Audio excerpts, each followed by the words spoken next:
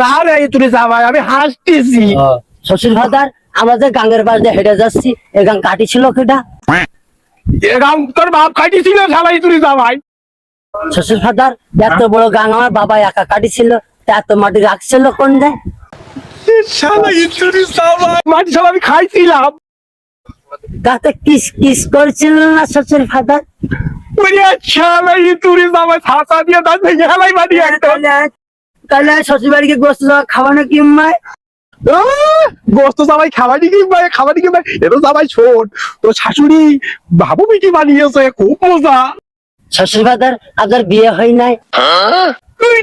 শালা তুই জামাই সব বলল রে। ওই বিয়ে না করলে তোর ডাইলো কনতে, হ্যাঁ? শালা তুই জামাই। শ্বশুর ফাদার, আপনার ছেলে বেলে হয় নাই শ্বশুর ফাদার?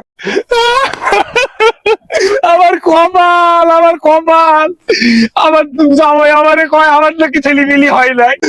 বলো দিন এখন আমি কোন দিকে যাই? দেখেছিস, এটা দেখেছিস? তোর কিন্তু হাত পা কুড়ু করে দেবানি, কিন্তু একবার হাত পা কুড়ু করে দেবানি কিন্তু। তাহলে আমি শ্বশুর বাড়ি গিয়ে গোস্ত খাবারে কি করি? তোর সঙ্গে মেয়ে ভিডিও আমি ছাই খাইছি রে, ছাই। ছাই খাতি গেলেন কা? আমারে কলিতে আমি 10 কেজি চাল পাঠিয়ে দিতাম।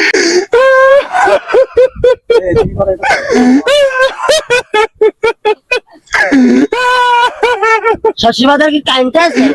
না রে শালা তুই জামাই, আমি হাসতেছি। শালা তোর কিন্তু ছাতি দিয়ে দাঁত বাড়ি ভেঙে ফেলে না রে, কিন্তু বল দিচ্ছি শালা। দাঁত ফেলে দিলি তো আমি গোস্ত খাবারে কি করি? উড়ে শালা তুই জামাই, তোর পা দুখন ধরি, তুই একটু চুপ থাক। এই শোন, তুই যদি এরকম করিস আমি কিন্তু আর পারবানি না, কিন্তু শোন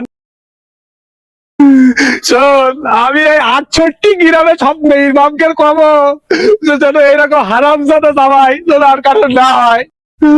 মেয়ের বাবেরা, তোমরা ভালো করে ভেবে চিনতে দেখবা সে মেয়ের যোগ্য কিনা, ভাত কাপড় দিতে পারবে কিনা, তারপরে তোমরা মেয়ে বিয়ে দেবা। আমি তা চলতেছি।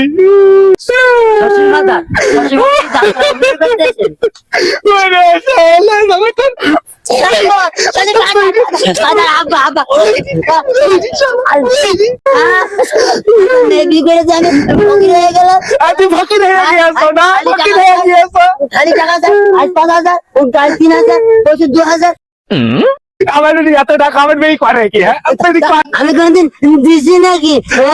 দেওনি।